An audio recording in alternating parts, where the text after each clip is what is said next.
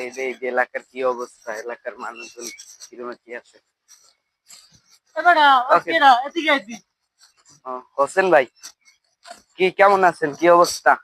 আছি ভালোই। তাই তোমার কি অবস্থা? আমি বেড়া 7 ভাগে আল্লাহ একটা বানিয়ে দিছি, ঠিক আছে, কিন্তু আমার দেশে বুড়ি আর যাইয়া নলা আর কিছুই দেয় নাই। গোস্ত মোস্ত খাইয়া বেড়া পর্তায় পরে নাই, ঠিক আছে। তাই তোমার কি খবর?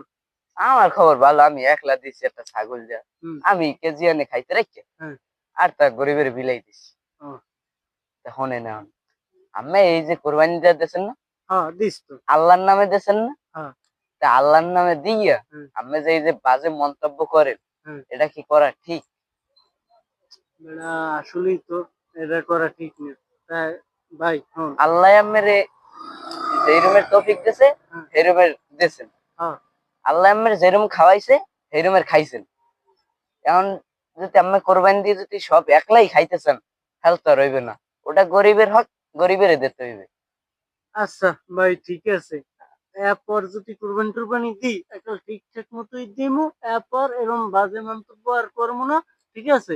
আচ্ছা ল বাড়ি ল, আর বাড়ি যাওয়ার আগে তোরে ঠান্ডা খাওয়ানো, এরকম একটা জ্ঞান দেওয়ার লেগে তোরে অনেক ধন্যবাদ। ঠান্ডা ঠান্ডা খাই।